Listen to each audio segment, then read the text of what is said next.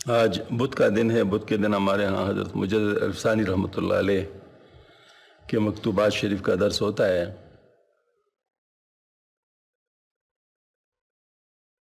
یہ اصل میں گزشتہ اتوار سے جو موضوع چلا آ رہا ہے، جس میں ولایت صغریٰ اور ولایت کبریٰ کی بات ہوئی تھی، اور علمی سیر اس زمن میں جو حاصل ہوتا ہے اس کے بارے میں بھی بات ہو چکی تھی، لیکن اس علمی سیر سے مقصود کیا ہے اور یہ مطلب جو ہے نا اس سے حاصل کیا ہوتا ہے، اس کے بارے میں بھی الحمدللہ بات ہوئی تھی۔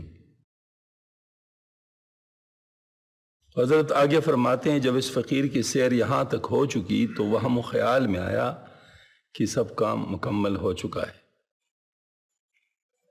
اتنے میں عالم غیب سے ندا آئی کہ سب کچھ اس میں ظاہر کی تفصیل تھی، جو کہ پرواز کے لیے ایک بازو ہے، اور اس میں باطن کی سیر ابھی باقی ہے، جو کہ عالم قدس کی طرف پرواز کرنے کے لیے دوسرا بازو ہے۔ اور جب تو اس کو بھی مفصل طور پر انجام دے دے گا تو اس وقت تجھے پرواز کے لیے دو بازو عطا ہوں گے۔ اور جب اللہ سبحانہ و تعالیٰ کی عنایت سے اس میں باطن کی سیر بھی انجام پا چکی تو دو بازو میسر ہو گئے۔ الحمدللہ الذی ہدانا لہذا وما کنا لنہتدی لولا ان ہدانا اللہ لقد جاءت رسول ربنا بالحق۔ اللہ جل شانہ کی حمد ہے جس نے ہم کو اس کی ہدایت بخشی، اگر وہ ہم کو ہدایت نہ بخشتا تو ہم کبھی ہدایت نہ پاتے، بے شک ہمارے رب کے رسول حق لے کر آئے ہیں۔ اے فرزند، یعنی جن کو خط لکھ رہے، اس میں باطن کی سیر کی نسبت کیا لکھا جائے؟ اس سیر کا حال استتار اور تبتن یعنی در پردہ رہنے ہی کے مناسب ہے۔ البتہ اس مقام کے متعلق صرف اس قدر بیان کیا جاتا ہے کہ اس میں ظاہر کی سیر صفات میں ہے، بغیر اس بات کے کہ اس کے ضمن میں ذات تعالیٰ و تقدس ملحوظ ہو، اور اس میں باطن کی سیر بھی اگرچہ اسماء میں ہے لیکن اس ضمن میں کہ ذات تعالیٰ ملحوظ ہے، اور یہ اسماء ڈالوں کی مانند ہیں جو حضرت ذات تعالیٰ تقدس کے حجابات ہیں۔ مثلا صفت علم میں ذات تعالیٰ ہرگز ملحوظ نہیں ہے، لیکن اس کے اسم علیم میں ذات تعالیٰ صفت کے پردہ میں ملحوظ ہے، کیونکہ علیم ایک ذات ہے جس کی صفت علم ہے۔ پس علم کی سیر اس میں ظاہر کی سیر ہے، اور علیم کی سیر اس میں باطن کی سیر ہے۔ باقی تمام صفات و اسماء کا حال بھی اسی پر قیاس کرے۔ حضرت نے اس میں یہ بات ارشاد فرمائی ہے کہ اصل میں یہ مختلف تجلیات کے ذریعے سے انسان کی تربیت ہوتی ہے، تو تجلیات دو قسم کی ہے، تجلیات صفاتی اور تجلی ذاتی۔ تو تجلیات صفاتی کا سیر جو ہوتا ہے یہ اس میں ظاہر کے ذریعے سے طے کیا جاتا ہے، یعنی اس میں چونکہ ہر باطن کا ایک ظاہر ہوتا ہے تو اس وجہ سے اس میں ظاہر سے صفات، چونکہ ذات صفات سے پہچانا جاتا ہے تو اس کا ظاہر جو ہے نا صفات ہوتی ہیں، جیسے حضرت نے فرمایا ڈالوں کی طرح ہے۔ تو ایسی صورت میں جو صفات کا سیر ہے وہ یعنی پہلے کرا دیا جاتا ہے، پھر اس کے بعد اس صفات سے جو ذات مطلب جو ہے نا مطلب یہ اس کی معرفت حاصل ہوتی ہے جس ذات کی، پھر اس کی مطلب جو ہے نا وہ اس میں باطن کے ذریعے سے مطلب جو ہے نا اس کا سیر کرایا جاتا ہے۔ گویا کہ پہلے صفات کا مشاہدہ کرایا جاتا ہے، صفات کا، اور پھر تجلی ذات کی طرف مطلب جو ہے نا وہ جایا جاتا ہے۔ تو اس میں جو اسماء ہے یہ گویا کے حجابات بن جاتے ہیں، اور جتنے جتنے حجابات دور ہوتے جاتے ہیں، یعنی صفات سے انسان ذات کی طرف منتقل ہوتا ہے، اتنے اتنے جو ہے مطلب یہ ہے کہ مشاہدات ہوتے ہیں۔ تو حضرت نے صرف ایک مثال دی ہے، مطلب اس بات کو سمجھنے کے لیے ایک مثال دی ہے، اور وہ یہ ہے کہ علم یہ ایک صفت ہے، اور علیم جو ہے یہ وہ ہے کہ ذات ہے جو علم والا ہے، یعنی جس کا علم ہے اس کو علیم کہتے ہیں، یعنی عالم بھی کہتے ہیں، اور عالم سے پھر علیم ہے۔ تو اس کا مطلب یہ ہوا کہ علم جو ہوتا ہے یہ مطلب گویا کہ صفت ہے، اور علیم جو ہے یہ ذات ہے۔ تو اسی طریقے سے ہر صفت کا ذات کے ساتھ تعلق ہوتا ہے، ہر صفت کا ذات کے ساتھ تعلق ہوتا ہے، تو یہ ہر صفت سے اسی ذات کی طرف جایا جاتا ہے۔ اب مثال کے طور پر رحیم ہے، تو رحم جو ہے یہ صفت ہے، اور رحیم مطلب وہ ذات ہے جس کی صفت ہے۔ اس طرح کرم یہ صفت ہے، اور کریم مطلب ذات ہے۔ ہاں جی، اور اس طریقے سے مطلب جو ہے نا وہ یعنی رزق جو ہے نا وہ صفت ہے، لیکن وہ جو ہے نا وہ رازق وہ ذات ہے۔ تو اب ان تمام صفات سے گویا کہ اس ذات کی طرف انسان جاتا ہے۔ تو یہ فرماتے ہیں کہ یہ سیر مطلب کرائے جاتے ہیں باطن میں۔ یہ اسما جو اس میں باطن سے تعلق رکھتے ہیں، ملائکہ، ملائے اعلیٰ، نبینا علیہ الصلوۃ والتحیات والطیبات کی تعینات کے مبادی ہیں۔ یعنی پہلے والے جو تھے وہ ان کے جو ظلال تھے وہ باقی مخلوقات کے تھے مبادی، اور اب جو ہیں مطلب یہ اسما جو اس میں باطن کے ساتھ تعلق رکھتے ہیں، یہ ملائکہ، ملائے اعلیٰ اور نبینا علیہ الصلوۃ والتحیات کی تعینات کی مبادی ہے۔ ان اسما میں سیر کا آغاز کرنا ولایت علیہ میں قدم رکھنا ہے، جو کہ ملائے اعلیٰ کی ولایت ہے۔ یعنی ایک ولایت کا بتایا گیا تھا ولایت صغریٰ، جس کا تعلق قلب کے ساتھ ہے، یعنی عالم امر کے ساتھ، اور دوسرا ولایت ہے ولایت کبریٰ، جس کا تعلق تزکیہ نفس کے ساتھ ہے، اور تیسرا ولایت ولایت علیہ ہے، جس کا تعلق ملائے اعلیٰ کے ساتھ ہے۔ یہ مطلب طریقہ، اور اس میں ظاہر اس میں باطن کے بیان میں جو علم و علیم کے درمیان فرق ظاہر کیا گیا ہے، تم اس فرق کو توڑا نہ سمجھو۔ وہ نہیں کہ کہو کہ علم سے علیم تک بہت کم راستہ ہے، بلکہ وہ فرق ایسا ہے جیسے مرکز زمین سے محدب سطح عرش کے درمیان ہے، نیز اس فرق کی نسبت ایسی ہے جیسے قطرہ کو دریائے محیط کی نسبت کا فرق ہے۔ کہنے کو تو یہ نزدیک ہے، لیکن حاصل ہونے پر بہت دور ہے۔ ان مقامات کا ذکر جو مجمل طور پر بیان کیا گیا وہ 20 قسم کے سے ہے۔ مثلا کہا گیا کہ پنجگانہ لطائف و مراتب عالم امر کو طے کر کے ان کے اصول میں سیر کرے تاکہ دائرہ امکان تمام ہو جائے۔ دائرہ امکان، اس مختصر سی عبارت میں سیر اللہ کا پوری طرح ذکر آ گیا، لیکن اس سیر کے حاصل ہونے میں 50,000 سال راہ کی مدت کا اندازہ کیا گیا۔ تعرج الملائکۃ والروح الیہ فی یوم کان مقدارہ 50,000 سنہ، فرشتے اور روح کی اس کی جانب ایک دن میں چڑھتے ہیں جس کی مقدار 50,000 سال۔ اس مطلب کی طرف اشارہ کرتے ہیں۔ حاصل کلام یہ کہ حق تعالی جل شانہ کی عنایت کے جذب و کشش سے کوئی بعید نہیں کہ اس مدت دراز کے کام کو طرفت العین یعنی آنکھ جھپکنے میں مؤثر کر دے۔ با کریمہ کا رہا دشوار نس، کریموں پر نہیں ہے کام دشوار۔ اور اسی طرح سے جو کہا گیا کہ دائرہ اسماء و صفات اور شؤون اعتبارات کو طے کر کے ان کے اصول میں سیر کرے۔ تمام اسماء و صفات و شؤون میں اعتبارات کا طے کرنا کہنے میں تو آسان ہے، لیکن طے کرنے میں بہت مشکل ہے، اور مشائخ اس نے سیر کو طے کرنے کی دشواری سے متعلق فرمایا کہ منازل الوصول الی تنقط ابد الابدین، وصول کی منزل ابد الاباد تک کبھی ختم نہیں ہوتی، اور مشائخ نے ان مراتب کے سیر کے پورے ہونے کو ناممکن سمجھا ہے۔ نہ حسن اشغائش تے نسادی راسخن پایا، بمیر تشن مستسقی و دریا ہم چنا باقی۔ ہاں جی، اور جب اللہ جل شانہ کی عنایت ان کے حبیب پاک صلی اللہ علیہ وسلم کے طفیل سے سیر کو بھی انجام تک پہنچایا تو مشہور ہوا کہ اگر بالفرض سیر میں دوسرا قدم بڑھائے تو عدم محض میں پڑے گا، کیونکہ اس سے آگے عدم محض کے سوا کچھ نہیں ہے۔ اے فرزند، اس ماجرا سے تم اس وہم میں نہ پڑ جانا کہ ان کا شکار ہو گیا اور اسے مردہ میں پنس گیا۔ ان کا شکار کس نشود دام باز چین، کھائیں جا ہمیشہ بعد بدس است دام راہ، اٹھا لے جال شکار ان کا محال، بس یہاں جال کا ہی ہے مال۔ کیونکہ سبحانہ و تعالیٰ وراء الورا ثم وراء الورا ثم وراء الورا ہے. ہنوز ایوان استغنا بلندس مرا فقر رسید ناپسندس.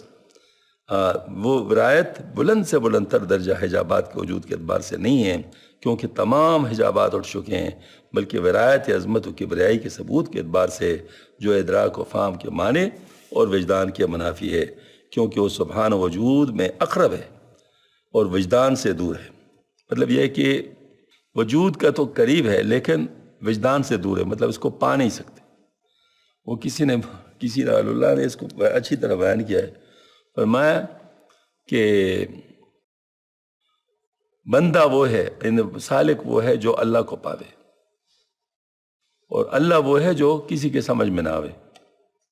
مطلب یہ ہے کہ انسان ارادہ تو اس کا کرے پانے کا اور کوشش اس میں تمام کرے، تو جو جس کا نصیب ہے وہ اس کو مل جائے گا، لیکن اس کا پانا ممکن نہیں ہے. اس کی وجہ کہ وہ وراء الورا ہے، وہ ظاہر ہے کوئی بھی اس کو اس طرح نہیں پا سکتا جیسے ہم دوسری چیزوں کو پاتے ہیں. وہ ولایت بلند سے بلند تر درجہ حجابات کے وجود کے اعتبار سے نہیں. اچھا جی یہ تو بتائے. ہاں بعض کامل مراد والوں کو انبیاء علیہ السلام تسلیمان کے طفیل عظمت و کبریائی کے پردوں میں جگہ دی جاتی ہے، ان کو بارگاہ کا محرم بنا دیا جاتا ہے. فَأُومِلَ مَهُمْ مَا أُمِلَهُمْ، پس ان کے ساتھ جو معاملہ ہوا سو ہوا. اے فرزند، یہ معاملہ انسان کے شہد وحدانی سے مخصوص ہے جو کہ عالم خلق و عالم امر کے مجموعہ سے پیدا ہوئی ہے. اس طرح ہے کہ اس مقام میں بھی سب کا رئیس سردار یعنی عنصر خاک ہے. یعنی عنصر خاک جو ہے نا اس میں سب سے زیادہ آگے ہے. اور یہ جو کہا گیا لیس وراءہم الا العدم المحض، اس کے اوپر سوائے عدم محض کے کچھ نہیں، وہ اس لیے کہا ہے کہ وجود خارجی اور وجود علمی. وجود علمی کا تعلق علم کے ساتھ ہوتا ہے، ذہن کے ساتھ ہوتا ہے. وجود خارجی کا مطلب جیسے باہر کوئی چیز وجود میں ہوتا ہے اس کو وجود خارجی کہتے ہیں. مثلا میرا یہ سامنے جو چیز پڑا ہوا ہے، میرے ذہن میں اس کا جو خاک ہے یہ وجود علمی ہے، چاہے بننے کے بعد ہے چاہے بننے سے پہلے ہے. لیکن یہ چیز جو وجود میرے سامنے پڑا ہوا ہے یہ کیا ہے؟ یہ وجود خارجی ہے. تو اس طرح وجود علمی وجود خارجی کے مراتب تمام ہونے کے بعد عدم کا حاصل ہونا ہے جو اس وجود کی نقیض ہے. یعنی چونکہ وجود اور عدم یہ آپس میں ایک دوسرے کے متناقض، مطلب یعنی ایک دوسرے کے مقابلے میں ہے. اگر عدم ہے تو وجود نہیں، اور اگر وجود ہے تو عدم نہیں. تو اس وجہ سے وجود کا جب وہ سلسلہ ختم ہو جاتا ہے تو اس کے بعد تو پھر عدم ہے نا، پھر تو ظاہر مطلب عدم یعنی اس کا تو اگر دائرہ امکان تمام چیزیں پوری ہو جائے تو اس کے بعد تو پھر عدم محض ہے، پھر تو اس کے بعد اور کچھ نہیں ہے. تو اللہ سبحانہ کی ذات اس وجود عدم سے ورا ہے. جس طرح عدم کو وہاں نہیں اس طرح وجود کی بھی گنجائش نہیں ہے. اس کی وجہ ہے کہ جس کو ہم وجود سمجھتے ہیں وہ وجود نہیں ہے جو اللہ تعالیٰ کا لیے، کیونکہ اللہ جل شانہ جس وجود سے موجود ہے یہ وہ وجود نہیں ہے جس کو ہم وجود سمجھتے ہیں. اس کی وجہ یہ ہے کہ یہ وجود عدم سے وجود میں آئی ہے اللہ کے حکم سے. تو یہ تو مخلوق ہے، تو اللہ تعالیٰ اپنے مخلوق کے ذریعے سے تو موجود نہیں ہے. یہ مجھے صاحب کا وہ تاریخی فکرہ ہے جو کہ کافی مطلب جو ہے نا وہ فرمایا کہ اللہ جل شانہ موجود ہے لیکن اس وجود کے ساتھ نہیں جس کو ہم وجود کہتے ہیں. ہاں یہ والی بات. اچھا کیونکہ وجود جس کی نقیض عدم پر مبنی اس بارگاہ جل شانہ کی شان نشان نہیں ہے. اور اگر اس مرتبہ وجود کا اطلاق عبارت کی تنگی کی وجہ سے کرے تو اس سے مراد وہ وجود ہے جس کے نقیض بننے کی عدم کو مجال نہیں ہے. سبحان اللہ. بات سمجھ میں آ رہی؟ یعنی الفاظ کی تنگی کا مطلب چونکہ اس کو بھی وجود کہتے اس کو بھی وجود کہتے تو الفاظ کی تنگی تو آ گئی نا، تو پھر کیا کریں پھر مسئلہ تو ہو گیا نا. اس مسئلے کو حل اس طرح حضرت نے کیا ہے کہ اصل میں یہاں وجود اور وہاں کا وجود تو بالکل مختلف ہے. لیکن اگر ہم کہیں کہ یہ وجود اس لفظ کے ذریعے سے اگر ہم اس وجود کو پہچانیں تو ہم کہیں یہ وہ وجود ہے جس کا عدم ہے، وہ وجود ہے جس کا عدم نہیں ہے وہ وجود ہے جس کا عدم ہے، کیونکہ یہ تو عدم سے وجود میں آئے نا. ہاں جی. اور وہ وجود ہے جس کا عدم نہیں ہے. جاننا چاہیے کہ جس طرح مراتب عروج میں عنصر خاک سب سے بالا جاتا ہے، اس طرح منازل حبوط میں بھی وہ عنصر خاک سب سے زیادہ نیچے جاتا ہے۔ اور کیوں نیچے نہ ہے جبکہ اس کا امکان طبعی سب سے نیچے ہے؟ حدیث شریف میں اگر ہم لوگ تھوڑا سا اس کی طرف غور کر لیں تو اس میں آتا ہے من تواضع اللہ فقد رفع اللہ، جس نے اللہ تعالیٰ کے لیے اپنے آپ کو گرایا تو اللہ پاک نے اس کو بلند کر دیا۔ تو جتنا گرایا اتنا بلند کر دیا، لہذا عروج بھی اس کے لیے ہے، یعنی خاک کے لیے۔ کیوں؟ مطلب ظاہر مطلب یعنی جو پست ہے نا سب سے زیادہ، تو جتنا یہ پستی کو اختیار کرتا ہے اتنا ہی اللہ تعالیٰ اس کو بلندی نصیب فرماتا ہے، اور جتنے بلندی پہ کوئی جاتا ہے اتنے ہی وہ پستی پہ آتا ہے، یعنی گویا کہ اپنے آپ کو کم سمجھتا ہے، اپنے آپ کو کم سمجھتا ہے۔ اس کی وجہ یہ ہے کہ اس کی معرفت زیادہ ہو جاتی ہے۔ جو جتنے اونچے مقام پہ جاتا ہے اس کی معرفت اتنی زیادہ ہوتی ہے، تو جس کی معرفت زیادہ ہو وہ عروج ہے، جس کی معرفت زیادہ ہو تو وہ عروج ہے۔ تو لہٰذا اس عروج کی وجہ سے وہ اتنا پستی میں آتا ہے، نزول اپنے آپ کو کم سمجھتا ہے، لہٰذا اتنے ہی لوگوں کے کام کا بن جاتا ہے، یعنی لوگوں کے ساتھ میل جول میں وہ تکبر نہیں کرتا، عجب نہیں کرتا، اس لحاظ سے وہ جو ہے نا مطلب لوگوں کے لیے زیادہ مفید ہوتا ہے۔ ہاں جی، یعنی یہ والی بات ہے، کیونکہ باقی لوگ جو ہوتے ہیں وہ ذرا اپنا ایک خیال رکھتے ہیں، اپنی ایک شان رکھتے ہیں نا، تو اس شان کی وجہ سے لوگوں کے ساتھ گلتے ملتے نہیں ہیں۔ لیکن جو جن کو اللہ پاک نزول عطا فرما دیتے تو اپنی شان کی پرواہ نہیں کرتے بلکہ اپنے کام کی پرواہ کرتے، جس ذریعے سے زیادہ کام ہوتا ہے تو اتنا وہ کرتے۔ اچھا، جاننا چاہیے کہ جس طرح مراتب عروج میں عنصر خاک سب سے بالا جائے، اس طرح منازل حبوط میں بھی وہ عنصر خاک سب سے زیادہ نیچے آ جاتا ہے۔ اس لیے اس کے صاحب بشر کی دعوت اتم ہوتی ہے، لیکن اس کے صاحب یعنی وہ کی دعوت اتم ہوتی ہے، اس کا فائدہ بھی اکمل ہوتا ہے۔ اے فرزند جان لے کہ چونکہ طریقہ نقشبندیہ میں سیر کی ابتدا قلب سے ہوتی ہے، جس کا تعلق عالم امر سے، اس لیے بات کی ابتدا بھی عالم امر سے کی گئی، بخلاف دوسرے مشائخ کرام کے طریقوں کے جو شروع میں تزکیہ نفس کراتے ہیں اور قالب یعنی وجود کی تطہیر کرتے ہیں، اس کے بعد عالم امر میں آتے ہیں اور جہاں تک اللہ تعالیٰ کو منظور ہوتے اس میں عروج کرتے ہیں۔ یہی وجہ ہے کہ دوسروں کے امتحان بزرگوں کی ابتدا میں مندرج ہے، اور یہ طریقہ سب طریقوں سے اقرب ہے۔ اس میں حضرت نے جو تحقیق بیان فرمائی وہ یہ ہے، جس کی تفصیل مکتوب نمبر 287 میں بہت زیادہ ہے، وہ یہ ہے کہ اس سے حضرت کیا مراد لیتے ہیں کہ دوسروں کی انتہا ان بزرگوں کی ابتدا میں مندرج ہے، اس کا مطلب کیا ہے؟ یہ اصل میں بہت ضروری بات ہے، کیونکہ اس سے بعض لوگ بہت زیادہ غلط مفہوم لے لیتے ہیں۔ اس سے مراد اتنا ہے کہ گزشتہ جیسے حضرت نے ابھی بیان فرمایا کہ دوسروں کے اصلاح تزکیہ نفس سے ہوتا ہے ابتدا، اور نقشبندی سلسلے کا ابتدا عالم امر سے ہوتا ہے، یعنی جذب سے۔ اچھا، کیوں؟ وجہ کیا ہے؟ نفس کس عمل کی جگہ ہے، یعنی نفس عمل کی جگہ ہے، اور قلب یہ محبت و نفرت کی جگہ ہے، جذبات کی جگہ ہے۔ لہذا قلب پر جب محنت ہوتے ہے تو یہ مطلب یہ ہے کہ محبت اس میں حاصل ہو سکتا ہے، جذب حاصل ہو سکتا ہے۔ اگر اللہ تعالیٰ کی محبت کے لیے ذکر کیا جائے تو اس میں اللہ تعالیٰ کی محبت حاصل ہوتی ہے، جذب حاصل ہوتا ہے، تو اس جذب کے حاصل ہونے سے شوق حاصل ہوتا ہے، اور شوق سے پھر جو ہے نا مطلب ہے کہ نفس کے اوپر محنت کرنے کا سلیقہ آ جاتا ہے، اور مطلب ہے کہ اس کے لیے انسان قربانی کرتا ہے، یہی بات ہے۔ اب یہ ہے کہ چونکہ ایک ذرا ترتیب ان نے بدلی ہے، ترتیب اس طرح بدلی ہے کہ گزشتہ حضرات جو تزکیہ نفس کراتے تھے ابتدا میں، اس کے بعد ان کو وہبی طور پہ جذب عطا ہو جاتا۔ اس کا حضرت نے بہت عجیب تذکرہ کیا، حضرت تھانوی رحمۃ اللہ علیہ نے اپنے مواعظ میں بہت عجیب تذکرہ کیا ہے جذب وہبی کا۔ الفاظ جذب وہبی کے نہیں ہیں البتہ مفہوم جذب وہبی کا ہے۔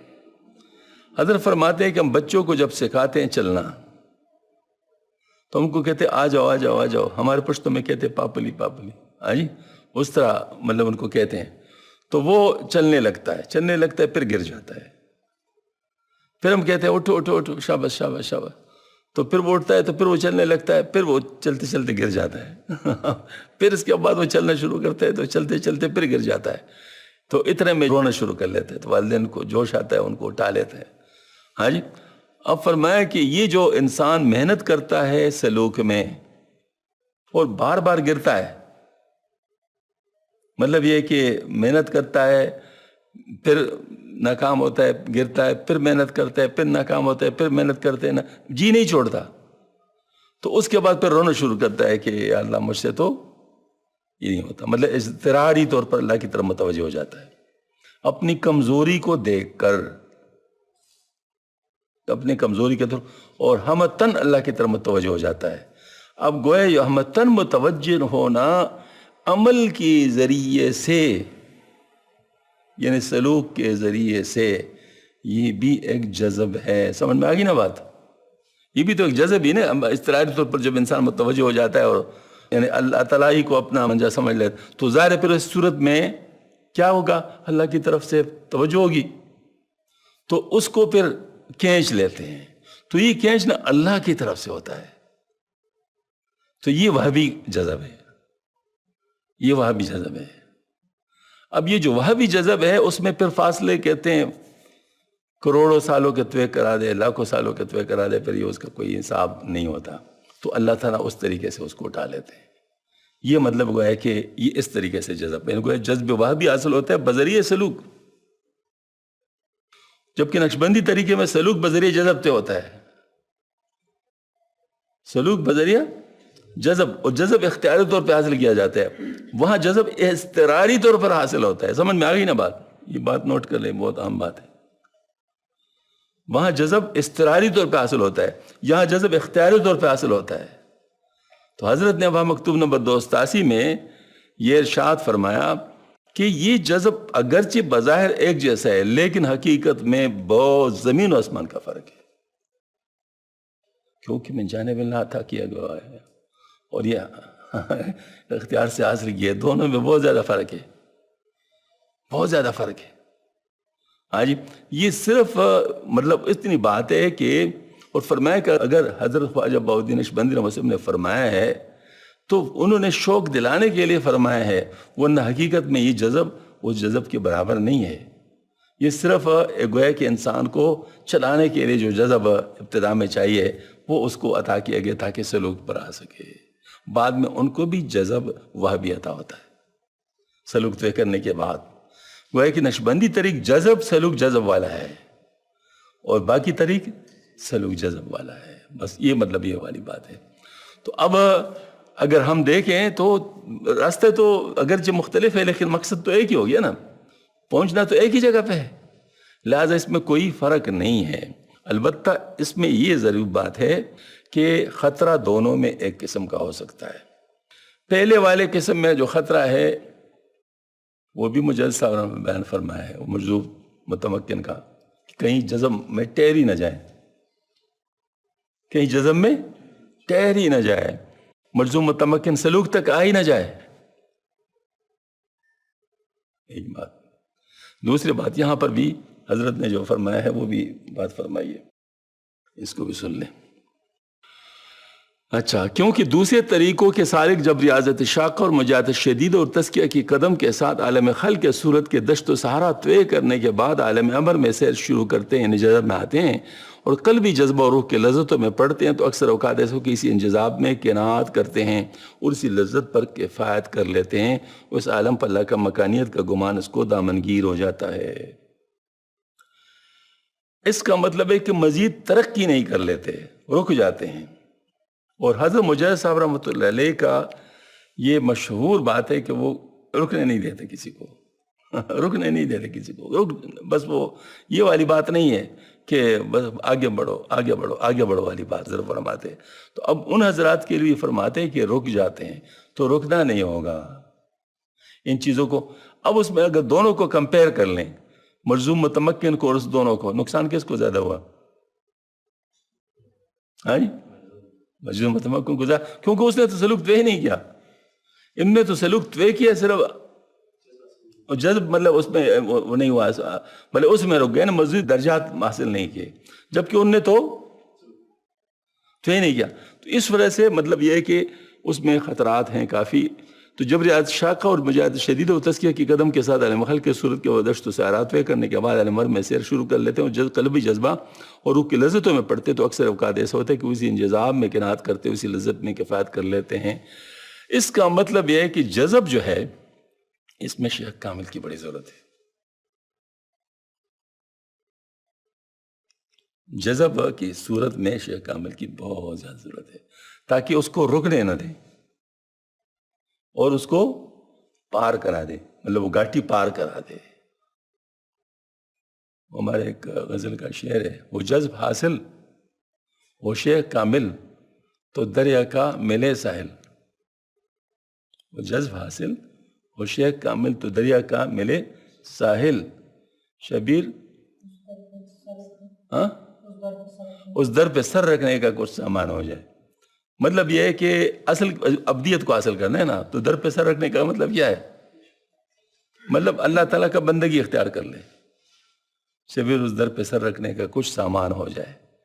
تو اس کا مطلب یہ ہے کہ یہ جو ہے نا جذب والا معاملہ دونوں میں خطرہ ہے. یعنی مجذوب متمکن کے لیے بھی خطرہ ہے کہ اس میں بھی جذب کی وجہ سے رہتا ہے.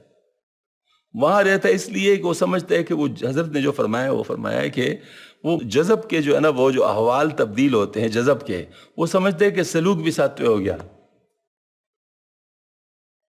سلوک کے احوال بھی طے ہو گئے. مطلب وہ جو ہے نا وہ سمجھتا ہے، اسی وجہ سے اپنے آپ کو کامل سمجھنے لگتا ہے. تو وہاں بھی یہ بات ہے. یہاں پر یہ بات ہے کہ ان کو چونکہ دشت و صحرا وغیرہ کے بعد پر کچھ تھوڑی سی ٹھنڈی ہوا لگی ہے تو وہاں سمجھتے ہیں کہ بس ٹھیک ہے جی کام ہو گیا. تو دونوں جگہوں پہ اسی سے مسئلہ ہوتا ہے. تو اس کا مطلب جذب کو کنٹرول کرنا. حضرت گنگوئی رحمۃ اللہ علیہ، سبحان اللہ، ان کا اسٹیٹمنٹ اس بارے میں کیا ہے؟ فرمایا جذب میں چاہے کچھ بھی ہو لیکن انتظام نہیں ہوتا. جذب میں چاہے کچھ بھی ہو لیکن انتظام نہیں ہوتا. کیوں؟ انتظام تب ہوتا ہے جب کوئی چیز باقاعدہ ہونا، تو جذب تو باقاعدہ ہوتا نہیں ہے. تو جب باقاعدہ نہ ہو تو جو باقاعدہ طور پہ چلا سکتے ہیں اس وقت اس کے ہاتھ میں ہونا چاہیے نا. تو اگر شیخ کامل نہ ہو تو اس کا مطلب ہے کہ آدمی کو بہت سخت نقصان ہو سکتا ہے جذب کے دونوں صورتوں میں، چاہے اس صورت میں ہو چاہے اس صورت میں ہو، دونوں صورتوں میں نقصان ہو سکتا ہے. ایک دفعہ ایسا ہوا، ہمارے ایک ساتھی، اس نے مجھے واٹس ایپ کیا، بڑے ذہین ساتھی ہے اور ماشاءاللہ کافی ترقی کی ہے.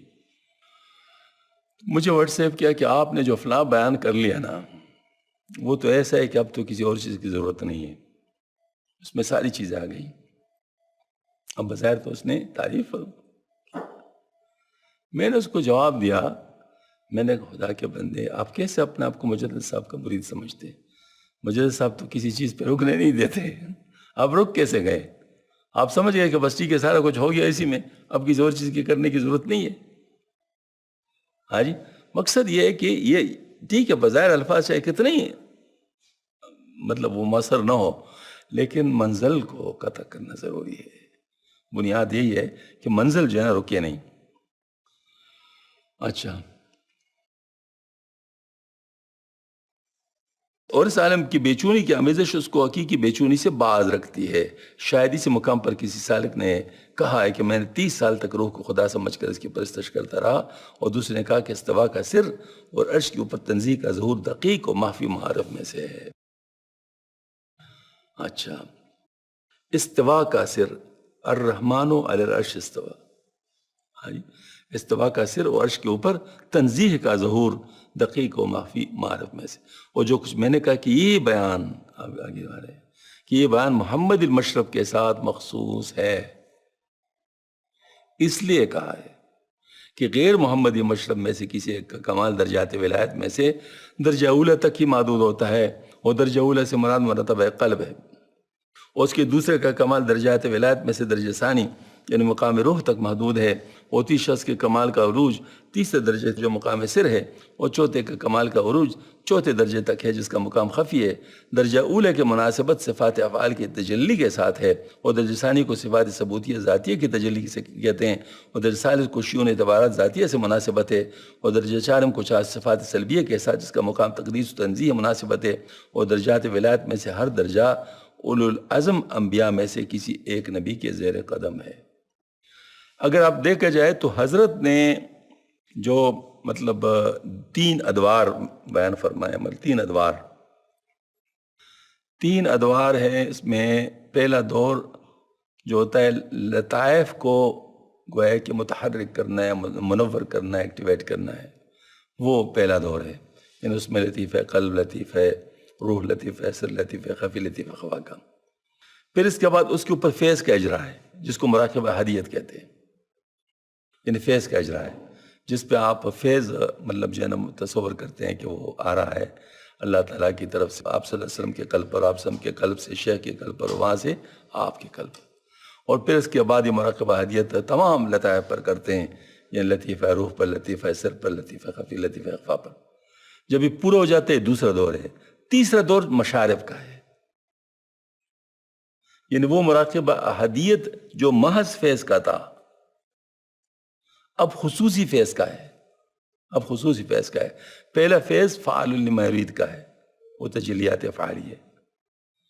اور دوسرا فیض وہ جو ہے نا صفات ثبوتیہ کا ہے جو کہ تجلی صفاتی ہے. تیسرا جو ہے نا شیونات ذاتیہ کا ہے جو تجلی ذاتی ہے. اس کے بعد سلبی ہے، اس کے بعد شان جامع ہے. اب یہ گویا کہ یوں سمجھ لیجیے پھر ان کو ہر نبی کے ساتھ جیسے حضرت نے فرمایا اس کے زیر قدم بتایا ہے. پہلا جو ہے نا لطیفہ اس کے ساتھ آدم علیہ السلام کے ساتھ، دوسرا حضرت ابراہیم علیہ السلام کے ساتھ، تیسرا جو ہے نا مطلب موسیٰ علیہ السلام کے ساتھ، چوتھا حضرت عیسیٰ علیہ السلام کے ساتھ، پانچواں آپ صلی اللہ علیہ وسلم کے ساتھ. ہاں جی، مطلب یہ بتایا مشارف، اس کو مشارف کہتے ہیں.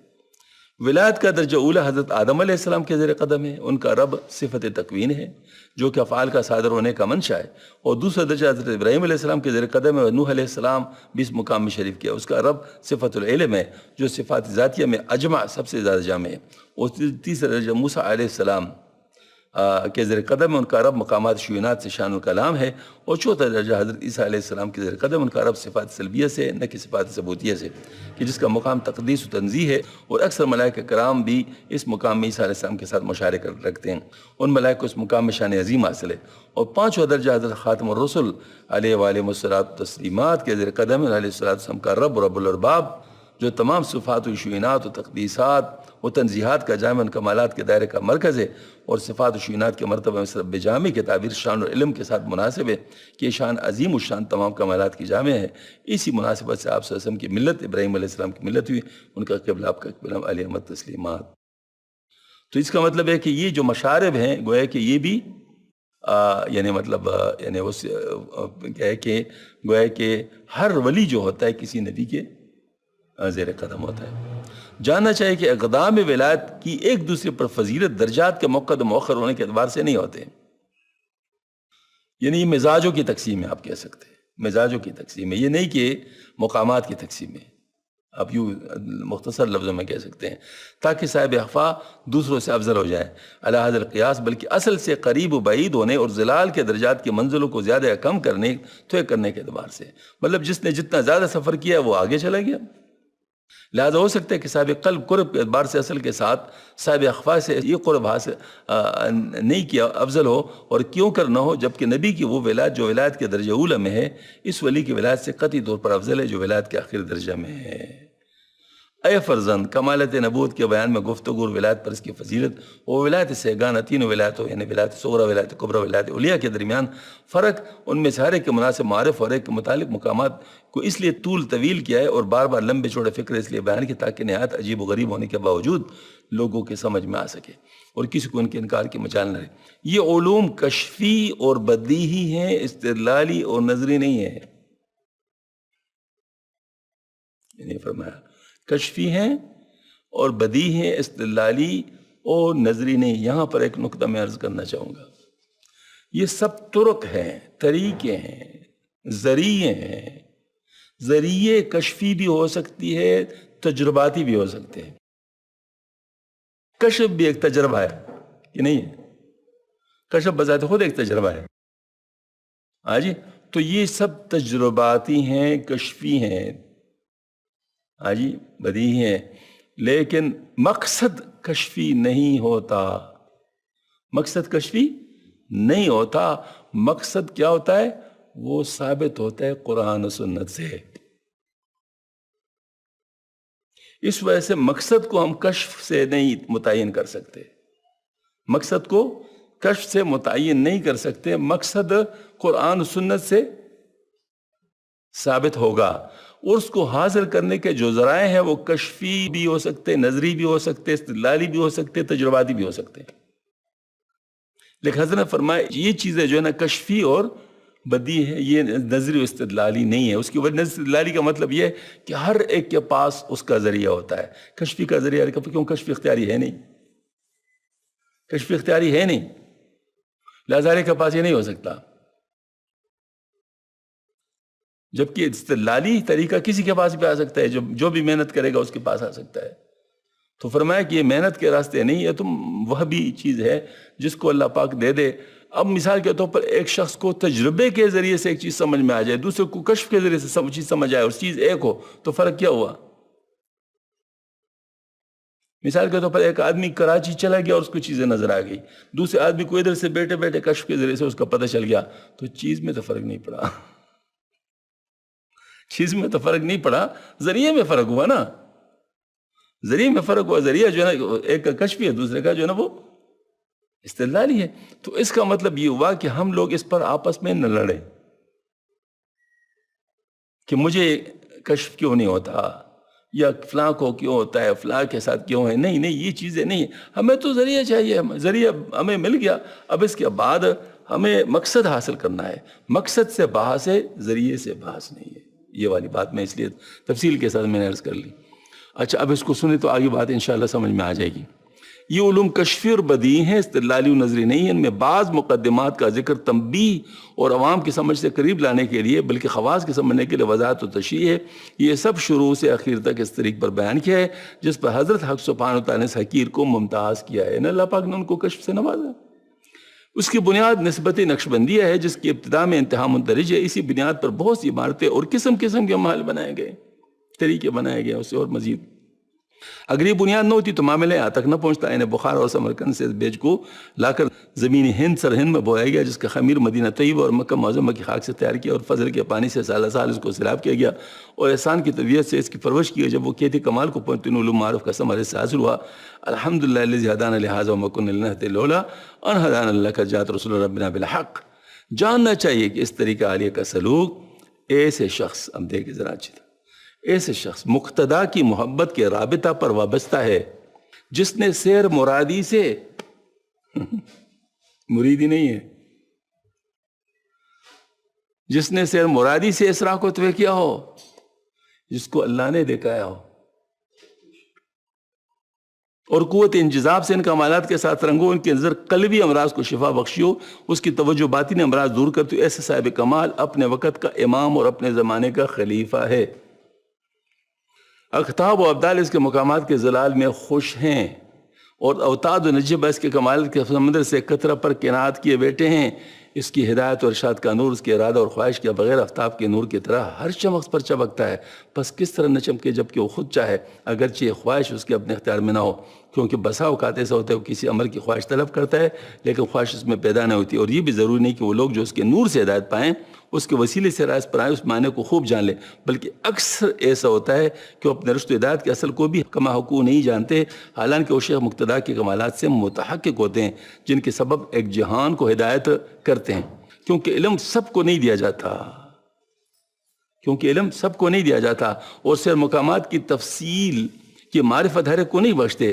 ہاں، وہ شیخ کے وجود شریف پر وصول کے طریقوں میں سے کسی خاص طریقے کی بنا کا مدار ہے، بے شک وہ صاحب سیر اور صاحب سیر کی تفصیل سے آگاہ ہوتے ہیں، اور دوسروں کو اسی کے علم پر کفایت کر کے اس کے ذریعے سے مرتبہ کمال و تکمیل تک پہنچ جاتے ہیں اور فنا بقا سے مشرف کرتے ہیں۔ بات سمجھ میں آ رہی ہے؟ اس کا مطلب ہے کہ سب لوگوں کو اس چیز کا حاصل ہونا ضروری نہیں ہے۔ لیکن سب لوگوں کو اس کا فائدہ ہوگا. مثال کے طور پر اللہ جل شانہ ایک خاص چیز لانا چاہتے ہیں, وہ سب لوگوں کو سمجھانا چاہتے ہیں اس ذریعے سے, تو وہ سب کو تو نہیں دکھائیں گے بلکہ کسی ایک کو بنا لیں گے, اس کو ساری چیز سمجھانے گے اور باقی اس کے ذمہ لگا کے باقیوں کو آپ بتا دیں. اب جن کو ان کے اوپر اعتماد ہوگا ان سے وہ فیض حاصل کر لیں گے اور ان کو جنم. تو اب میں اگر بتا دوں, الحمدللہ ثم الحمدللہ, ہمارے ہاں ایک بات ہے کہ ہم بے شک الحمدللہ میرے نسبت اپنی بقول میرے شیخ کے نقشبندی ہے الحمدللہ, لیکن یہ والی بات ضرور ہے کہ حل جزاء الاحسان الا الاحسان, احسان کا بدلہ تو احسان ہی ہے. تو جن ذرائع سے اللہ تعالیٰ نے ہمیں یہ احسان نصیب فرمایا ہے تو کیا ممکن ناشکری کریں؟ مثلا میرے شیخ چشتی تھے تو کیا میں چشتی کی مخالفت کر سکتا ہوں؟ بڑی کمزوری کی بات نہیں ہوگی. میرے خاندان نسبت سروردی ہے, میں اس کی مخالفت کر سکتا ہوں؟ یہ کیا ظلم نہیں ہوگا اپنے اوپر؟ سب کو حضرت شیخ عبد القادر جیلانی رحمۃ اللہ سے مل رہا ہے, میں قادری سلسلے کی مخالفت کر سکتا ہوں؟ بات سمجھ میں آ رہی نا؟ تو ہم تو سب کے خادم ہیں, ہم تو سب کو اپنے سروں کے تاج سمجھتے ہیں. لہٰذا الحمدللہ ثم الحمدللہ سب کے فیوز سے اللہ تعالیٰ نصیب فرما رہے ہیں, الحمدللہ, اللہ کا شکر ہے. اب میں اس بات پر عرض کرتا ہوں کہ جس شیخ پر جو چیز کلی ہے وہ اس کے مقام کے حساب سے.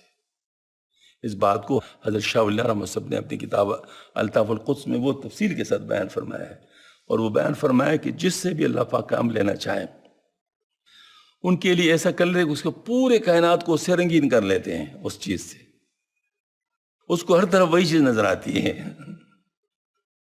آپ لوگوں نے تو پڑھا ہے نا, سنا ہے, ان کو کائنات میں ہر چیز وہی نظر آتی ہے, اور پھر اللہ پاک ایک جماعت بھی ان کے لیے مبعوث فرما دیتے ہیں کہ وہ ان کی باتوں کو سمجھنے شروع کر لیتے ہیں, مطلب وہ ان کے ساتھ ہو جاتے ہیں, وہ ساتھ دیتے ہیں.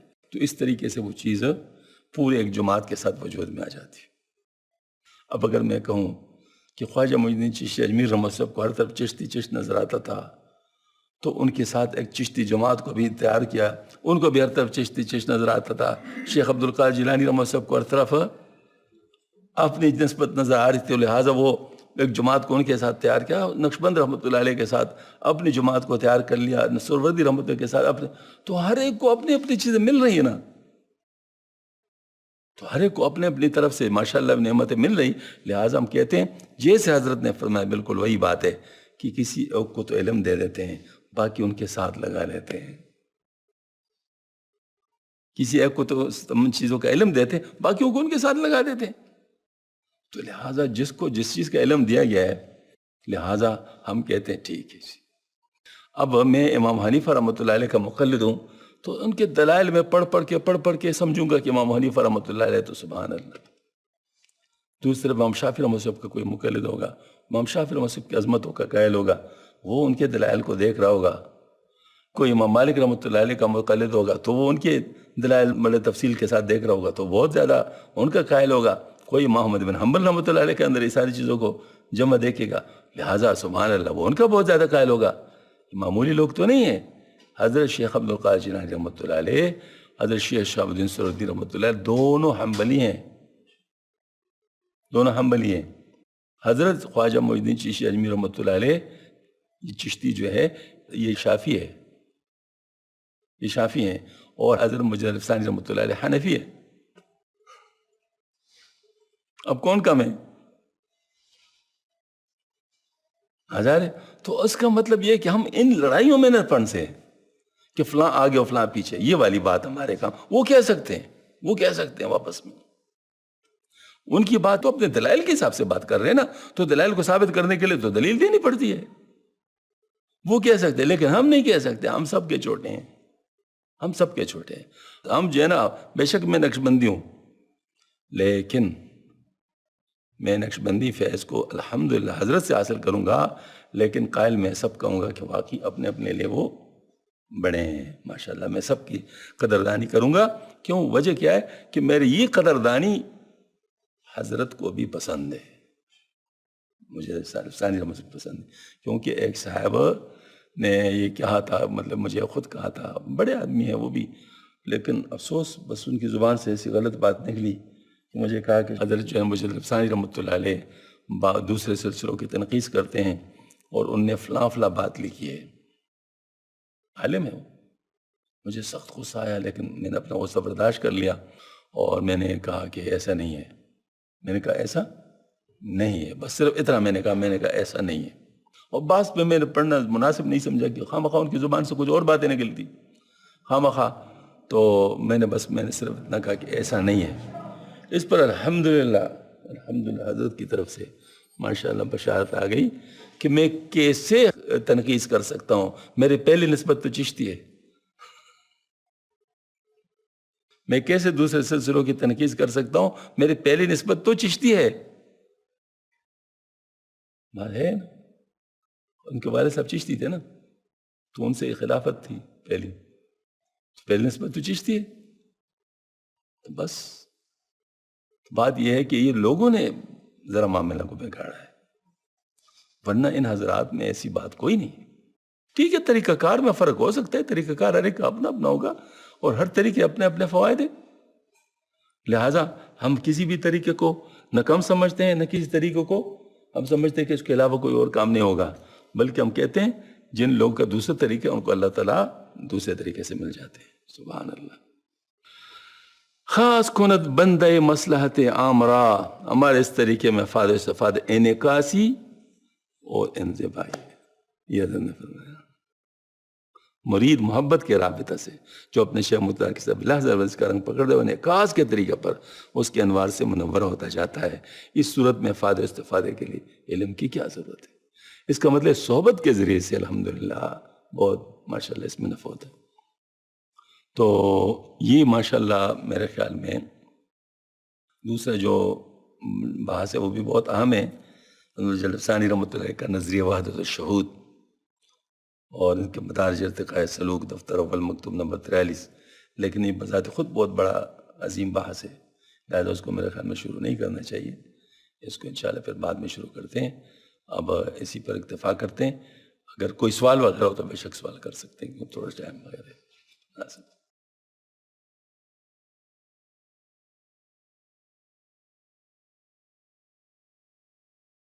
یہ موقع اس سے فائدہ اٹھا سکتے ہیں.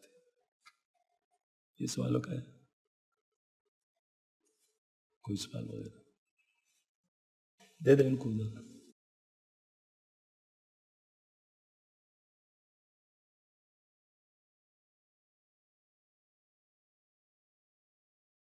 جی سر. یہ مراقبہ جو احدیت کے متعلق آپ نے فرمایا ہاں جی کہ یہ تمام لطائف پہ کیا جاتا ہے. جی بالکل. یہ بات میں نے پہلی مرتبہ سنی ہے. اچھا، یہ ماشاءاللہ یہ اصل میں مراقبہ احدیت جو ہے یہ یوں کہہ سکتے ہیں فیض کا اجرا ہے. فیض کا اجرا ہے، یعنی فیض کا اجرا سے یہ ہے کہ ہر لطیفہ پر آپ فیض کو محسوس کرنے لگے. ایک تو ہوتا ہے نا ہر لطیفے کی حرکت محسوس کرنے لگے، یہ لگے تو مطلب یہ ہے کہ آپ نے ہر لطیفہ کو زندہ کر دیا، مطلب اس کو کہتے ہیں ایکٹیویٹ کر لیا. لیکن اس پہ فیض کا اجرا ہو جائے کہ ہر لطیفے پر فیض بھی آپ محسوس کرنے لگے. اب جب فیض آپ نے محسوس کر لیا پھر اس کے بعد مشارب اس پر رہیں گے کہ آپ ایک مخصوص قسم کا فیض اس پہ رہیں گے. یہ والی تو کیا ہر لطیفے کی کوئی انتہا بھی ہے؟ اصل میں اس کی بات یہ ہے کہ فیض جو ہوتا ہے نا فیض کی تو کوئی انتہا نہیں ہے. لطیفے کا بھی انتہا نہیں ہے، کیونکہ لطیفہ جو ہے نا اس کے بارے میں کہتے ہیں کہ اس کے جو سریں ہیں وہ آپ کے اس پہ جسم میں ہیں، لیکن اس کی جو جڑیں ہیں وہ عرش سے اوپر ہیں. تو گویا کہ یوں سمجھ لیے کہ آپ کا تعلق لطائف کے ذریعے سے عرش سے اوپر کرایا جاتا ہے اور فیض بھی ادھر ہی سے آتا ہے. تو فیض آپ صلی اللہ علیہ وسلم کی قلم مبارک اور آپ صلی اللہ علیہ وسلم کی قلم مبارک سے شیخ کی قلم مبارک اور پھر وہاں سے اس لطیفے پر آتا ہے جو بھی لطیفہ.